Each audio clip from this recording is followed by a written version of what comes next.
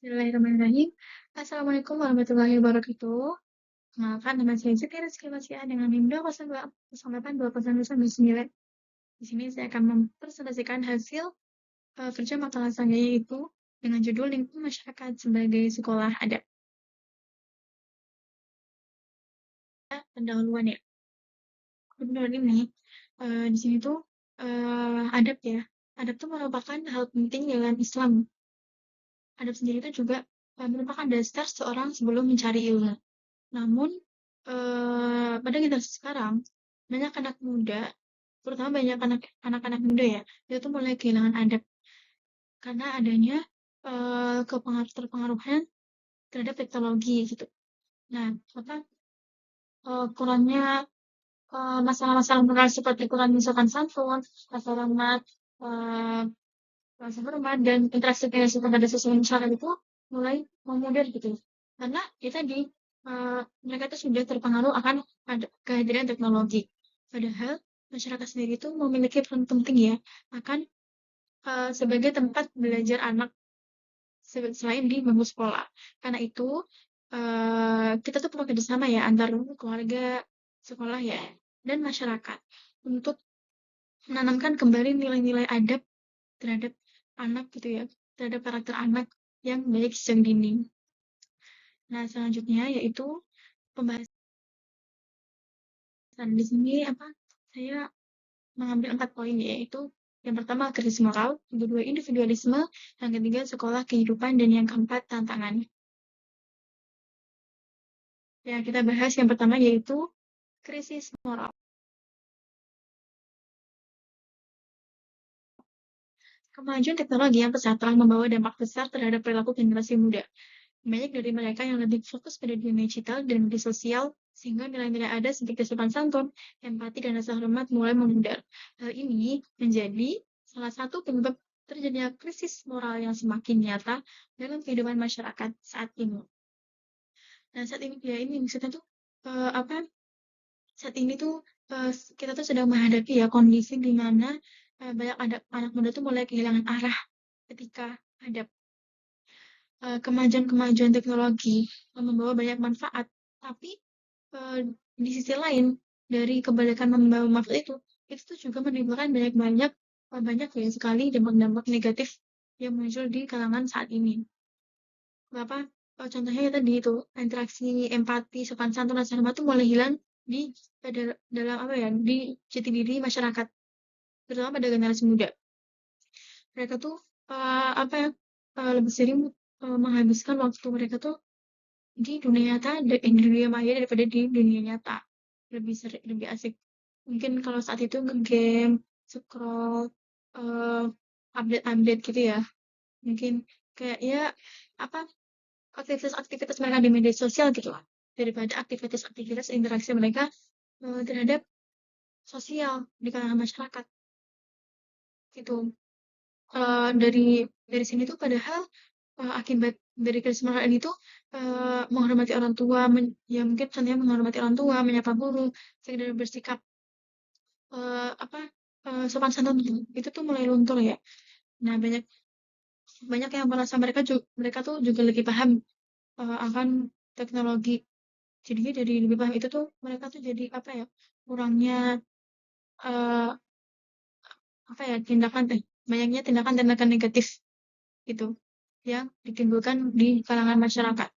Padahal di dalam hadis juga dikatakan bahwa barang siapa yang beriman kepada Allah dan hari akhir, maka hendaklah ia memuliakan tetangganya gitu. Jadi di sini apa penyebabnya itu tadi ya krisis moral. Nah, yang kedua yaitu cenderung individualisme. Meningkatnya pengaruh globalisasi dan pengembangan teknologi telah mendorong masyarakat, khususnya generasi muda, menjadi individualis. Sikap ini ditandai dengan berkurangnya kepedulian terhadap lingkungan sekitar, rendahnya interaksi sosial, serta lemah-lemahnya semangat gotong royong dan rasa kebersamaan yang selama ini menjadi ciri khas masyarakat Indonesia. Nah, dari sini individualisme itu berarti ini ya, kayak mereka tuh sudah tidak butuh akan adanya ada orang-orang di sekitar gitu ya mungkin ya, eee, mereka sudah khususnya generasi muda gitu, kan apa, sudah di ini ya, kita tuh juga apa ya, nilai adab seperti tadi ya, sopan santun, tenggang rasa, dan saling menghargai itu tuh makin jarang dipraktikkan gitu. Soalnya ya tadi, gara-gara mereka sudah terjun, sudah apa ya, mungkin kayak bahasa kasarnya tuh sudah kecanduan akan gadget gitu, akan dunia maya yang sudah asik terhadap diri mereka sendiri, sampai-sampai orang sekitar sudah diabaikan gitu. Padahal di kehidupan dunia ini tuh kita tuh nggak bisa nggak bisa ada tanpa adanya kepedulian kita terhadap orang-orang sekitar gitu. Nah, eee, tadi apa, salah satu penyebab individualisme itu orang-orang tuh jadi lebih apa ya, membandingkan diri sendiri ya tadi ya, daripada membandingkan adanya orang lain. Sikap empati mereka sudah tidak ada gitu, cenderung individualis. Apa, di ini tuh juga diperparah dengan gaya hidup yang serba cepat gitu dan modern, yang kadang itu justru menjauhkan dari nilai-nilai budaya lokal seperti gotong royong, kerjasama, dan kemudahan-kemudahan sosial lainnya. Terus yang ketiga sekolah kehidupan. Masyarakat memiliki peran strategis sebagai tempat belajar ketiga setelah keluarga dan sekolah. Masyarakat itu sebagai tempat belajar ketiga ya, melalui interaksi sosial sehari-hari seperti kegiatan keagamaan, kerja bakti, dan musyawarah warga. Masyarakat ini menjadi wadah pembentukan karakter di mana nilai-nilai adab seperti tanggung jawab, empati, dan saling menghargai dapat ditanamkan secara langsung dan berkelanjutan. Jadi tadi ya dibahas yaitu masyarakat itu sebagai tempat ketiga setelah keluarga dan sekolah, tempat belajar. Walaupun belajarnya itu tidak secara teori, tapi masyarakat ini lebih secara praktik gitu ya. Tadi ya kerja bakti, musyawarah warga, masyarakat tuh menjadi wadah untuk karakter. Eee, tadi lewat kegiatan seperti itu, seperti tadi, itu tuh kita tuh sebenarnya sedang mengajarkan mereka nilai-nilai seperti tanggung jawab, kebersamaan, interaksi sosial, saling tolong-menolong gitu. Anak-anak yang ikut terlibat dalam kegiatan-kegiatan sosial kemasyarakatan, akan belajar langsung ya bagaimana ini juga bagaimana cara mereka tuh bersikap bersikap, berbicara, dan interaksi dengan orang lain tadi. Inilah proses-proses pembelajaran yang proses-proses pembelajaran yang ada secara alami tanpa duduk di bangku sekolah gitu. Terus yang keempat, tantangan. Dalam menjalankan fungsinya sebagai pembentuk karakter, masyarakat menghadapi berbagai tantangan seperti kurangnya keteladanan dari orang dewasa, lemahnya pengawasan sosial, serta pengaruh negatif media sosial yang merusak sopan santun dan etika komunikasi. Tantangan ini perlu diatasi agar lingkungan sosial tetap dapat menjadi ruang yang mendukung tumbuhnya nilai-nilai moral, nilai-nilai moral dan adab. Di sini dapat digarisbawahi ya bahwa ada 3 poin gitu. Yang pertama itu kurangnya keteladanan dari orang dewasa. Kurangnya keteladanan dari orang dewasa. Mungkin dapat dicontohkan bahwa kita tuh sebagai orang yang lebih tua itu memberikan contoh yang baik kepada anak-anak kita, kepada orang-orang yang lebih muda, adik-adik, kepada ya kalangan masyarakat yang lebih kecil gitu. Bahwa sebenarnya tuh kegiatan-kegiatan kita sebenarnya itu sedang dilihat oleh orang-orang yang lebih kecil gitu. Mereka tuh kan juga nggak tahu ya mana yang salah, mana yang benar gitu. Jadi mereka akan menyerap semuanya. Apa dengan begitu kita tuh seharusnya sebagai orang yang lebih tua itu tuh menjadi teladan bagi uh, generasi-generasi muda saat ini gitu. Jangan seenaknya kita itu tadi kurangnya keteladanan bahwa sekarang ini tuh banyak orang-orang dewasa tuh yang malah memberikan dampak negatif kepada apa ya, mereka pengaruh negatif ya terhadap orang-orang yang lebih muda gitu. Lalu lemahnya pengawasan sosial, seperti misalnya anak-anak gitu, sedang mereka tuh sebenarnya tuh melakukan kesalahan gitu di di ranah masyarakat. Tapi orang-orang yang lebih tua tuh mereka tuh malah enggan untuk mengingatkan akan itu tuh sebenarnya itu salah gitu. Mungkin nih kayak mikirnya kayak itu bukan bukan keluargaku, itu bukan salahku, itu bukan itu bukan tanggung jawabku gitu, bahwa dia tuh bukan siapa-siapaku gitu. Padahal seharusnya kita sama muslim kan harus satu mengingatkan satu sama lain ya.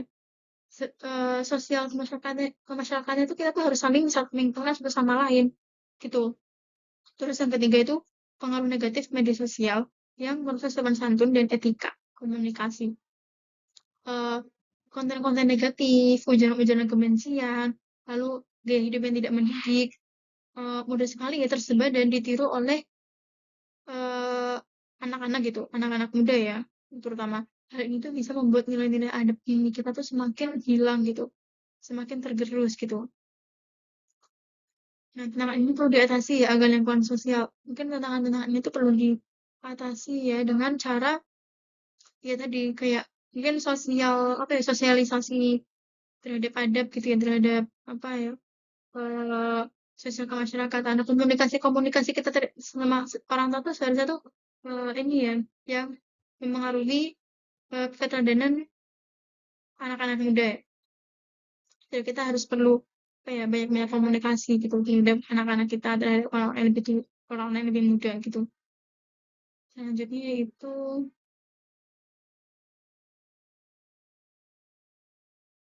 kesimpulan, lingkungan masyarakat memiliki peran penting dalam membentuk karakter dan adab generasi muda. Di tengah tantangan globalisasi dan kemajuan teknologi, masyarakat dapat menjadi ruang pendidikan non formal yang efektif melalui keteladanan interaksi budaya lokal.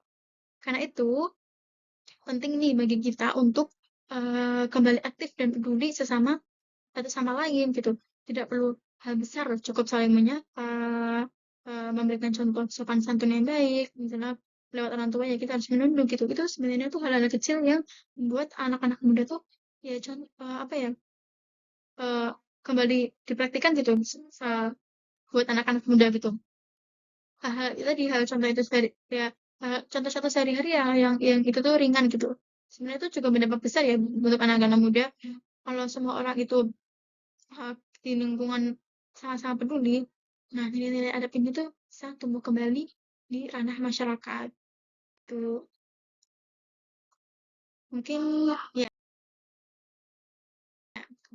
sekian yang dapat saya sampaikan materi makalah yang saya presentasikan ini. Kurang lebih mohon maaf. Syukron ala ihtimamikum. Wassalamualaikum warahmatullahi wabarakatuh.